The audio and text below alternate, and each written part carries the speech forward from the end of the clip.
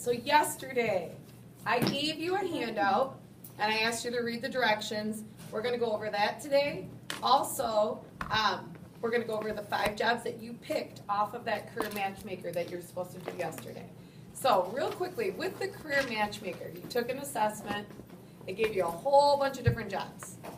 When you're done looking through some of those jobs, which we did, you were to pick 5 of them and write them down on your paper. Couple things real quick. Some jobs that I'm going to ask you not to research right now. Number 1 is going to be a professional athlete.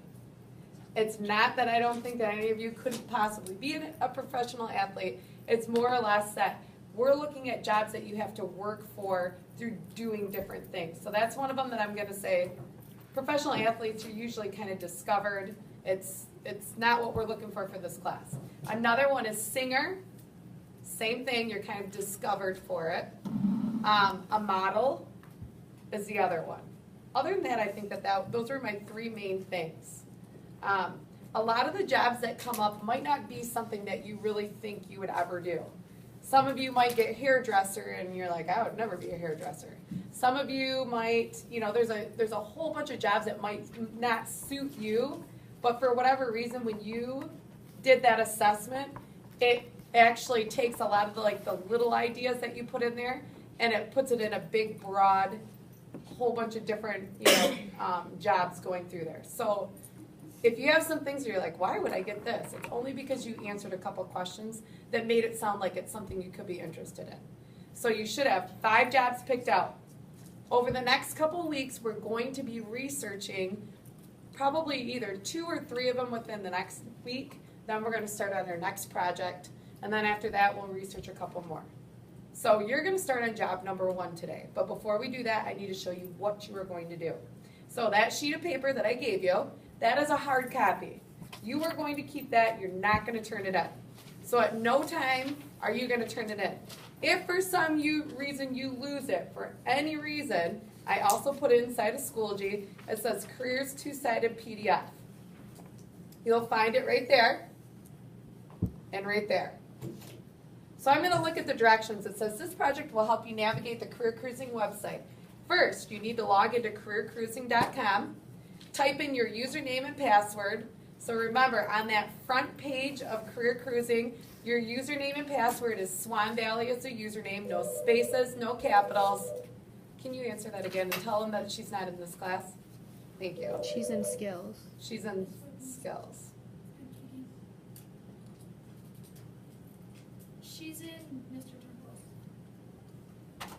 Okay, so your username is Swan Valley, password is middle school. That goes for everybody, but then once you get on there, you have your own personal EDP, which yesterday we figured out is capital S, capital V, dash, then your 300 number, then you have your password is going to be your birthday. So if my birthday was August 30th, 2002, it would be 08302002.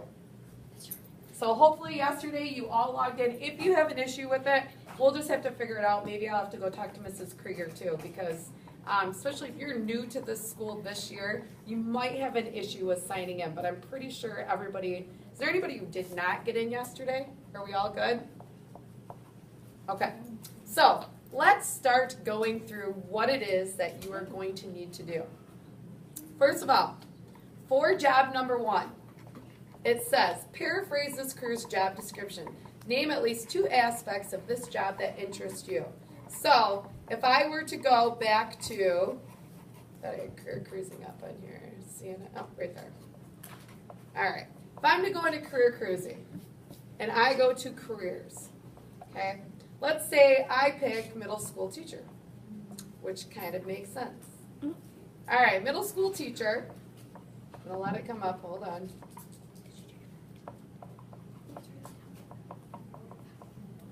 All right, so if you look over on the left, you have that big part that says at a glance, job description, working conditions, earnings, education, sample career path, related careers, and other resources. Every single one of these is a different tab, a different online tab. So the very first one says, paraphrase this job's description. What I'm going to do is I'm going to spend a minute or so. I'm going to read about that job, and then I'm going to paraphrase it. What does paraphrase mean? Anyone? Yes. Make it smaller. Yes. Write it in your own words. Write it in your own words. Yes. It's kind of like a little brief summary. It's a paraphrase. So you're going to read that. You're going to write on your other sheet of paper, job number 1. I would write middle school teacher. Whatever your job's going to be, you write down your job. So then number 1, I would then turn around, I would read this, and then I'd say, okay, if I were to put this whole reading into my own words, I would say, and then for number 1, I would write it down. Then it asks, name at least 2 aspects of this job that interest you. What does the word aspect mean? Yes. Yeah, quality, a thing. What are 2 things or 2 qualities about this job that are important to you?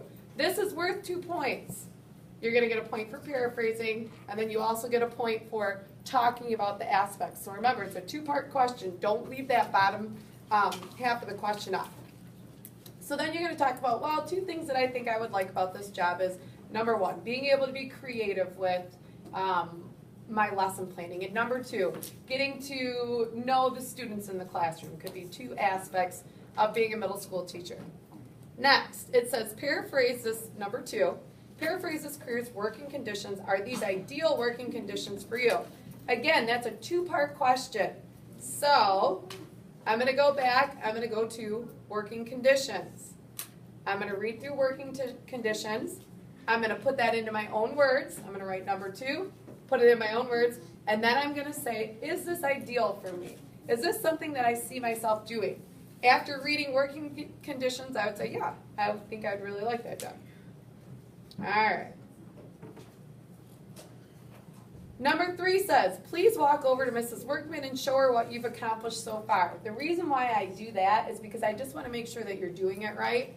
I don't want you to go through all these jobs and have it wrong, and then, you know, I go to correct it and I say, oh, you didn't do any of these right. So you're going to come up for number 3. You're just going to say, Mrs. Workman, here's what I have so far.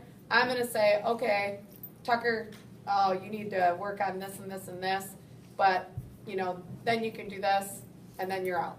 Then you start working on it. So number 3, you just put like a check there if you came and talked to me. Number 4 says, what are the various levels of pay for this career? Do you need further education to make more money? Explain. So now I go over to the tab that says earnings. I read that, and if you notice, it has various levels. So Michigan wages, an entry wage would be when you first get hired in. So they're saying about $48,390. That would be your entry wage. And if I were you, I would just write down this whole table. Medium wage, so like let's say you're into a job for 15 years or so, around $65,000. And then experienced wage, so maybe right before you're going to retire, they're saying pretty much for a middle school teacher, you're going to cap out at about $77,000. All right. The Michigan Outlook is underneath it, and an Outlook pretty much tells you, is this job even going to be around? Because that is something that you guys are going to want to start thinking about. There are certain jobs that won't be around in a while. You don't want to go to college or start studying something even in high school that's going to basically be gone. There used to be, you know, for telephone companies, you would have operators that would transfer your calls everywhere. Do you think that that job is really around anymore? No. What are some other jobs that just are... Construction builders. Construction builders? Yeah, like, my dad has, like, a whole bunch of jobs. Okay. There's, like, nobody in the area that would just Oh, so your dad's a builder, but he can't find anybody to come and work for him. Mm-hmm. Okay, so there's a need for that. So there's some jobs that there's going to be a huge need for. Probably anything to do with computers and technology, app designs, doing, anything to do with websites. Those are all going to be high in demand jobs. If you're